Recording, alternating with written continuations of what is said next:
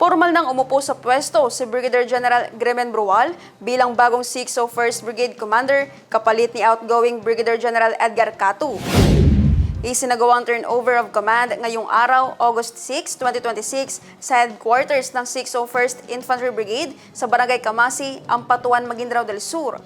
Pinangunahan ng seremonya ni Joint Task Force Commander at 6th Infantry Division Commander Major General Jose Vladimir Cagara bilang presiding officer.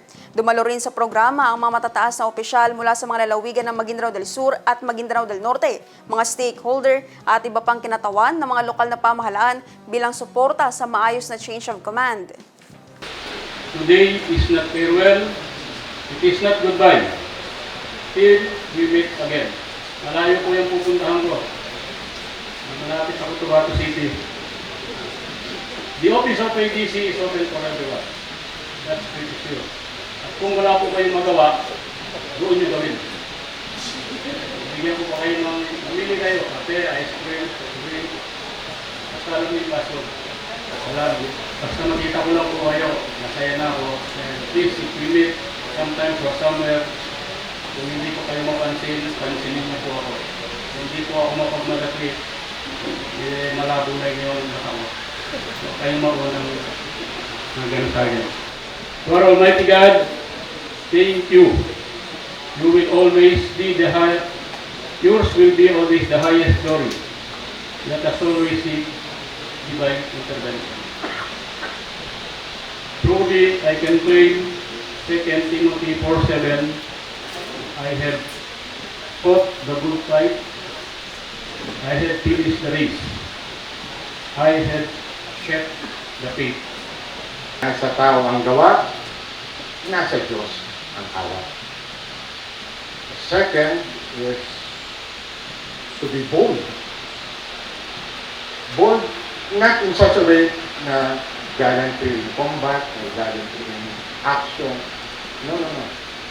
What I mean for bold is you have to be audacious in your everyday action or decision, the courage to stand by your conviction, the initiative to think out of the box, but not so far from the box. Yun po bang kayo mong tumindig?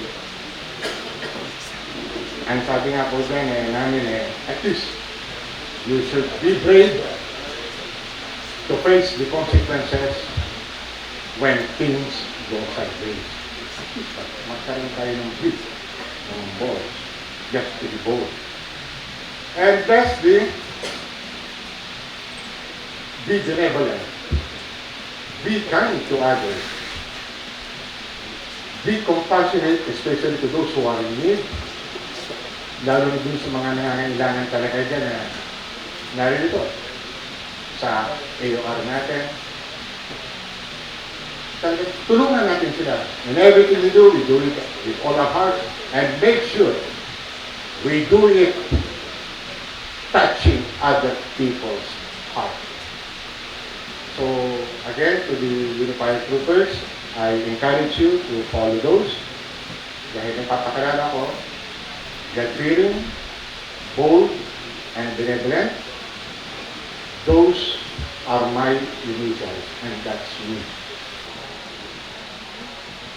Brigadier General Catu, and on behalf of the Campilan Troopers, I thank you for your exemplary service and remarkable leadership of the 601st Infantry Brigade. Hindi lang sa operations, you can see yung mga kanyang in-implement ng mga structures dito, yung mga kanyang mga pinastruct, yung facilities.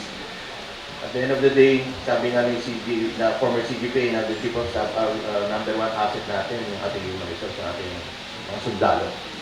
And nakikita ko rin sa kanya, so kanina ang nireceive niya ako kanina dun sa bagong reception area niya, napakaganda. And I saw the facilities, the barracks of our soldiers. So hindi lang siya sa operation nag-excel. At the same time, yung welfare ng kanyang mga kasunduluan, particularly 601st Brigade, inasikaso niya yan. Kaya siguro nag-deliver ang ating mga tropa sa 601st, especially mga battalion commanders, because the leadership at ni General Castro. Totoo ba yan? 601st Unified Brigade? Totoo ba? Ha? So may kita naman natin. Hindi kahit hindi tayo magsalita, nakikita naman natin yung mga competition. The commander who will be replacing the position is also capable and suitable to the task. Sa pag nagkukomanda, kasi kami naman, naka-experience na kami ng to be relieved and to assume yung command. Laging mixed emotions yan. For the outgoing, definitely, ang emotion niya dyan, masaya siya na malungkot. Masaya siya, siyempre, he will believe in the unit, intact, magandang accomplishment. And masaya siya because now he will now have time for his family, no? Maayos yung unit na iwan niya. Malungkot siya because siyempre in that span of less than 2 years, you have developed a bond with your soldiers. Mahirap umalis para kasi pamilya mo na yan. Napakahirap, mamimiss mo yung samahan, yung minsan may konting tampuan, may konting sermon, but at the end of the day, you are one family at nagsama kayo dyan, yung mga commitment, yung hirap and challenges. Now, for the incoming, ganun din, mixed emotion. Unang-una, siyempre, kinakabahan ka. Kinakabahan ka in the sense na hindi ka naman natatakot sa maging trabaho. Kinakabahan kasi, ano ba nag-iintay sa akin? Especially if the unit that hawakan ko, yung outgoing is did a good job. So, nandun yung challenge sa akin. Of course, no? I-maintain yung standard o siyempre, taasan yung standard, yung accomplishment. But of course, nandun yung challenge. Yun ang pakiramdam niya. Excited. Of course, siyempre, bagong pamilya. You have to, bagong trabaho.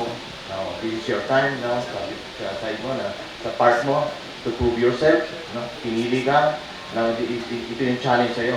To maintain that standard or even excel more sa accomplishment.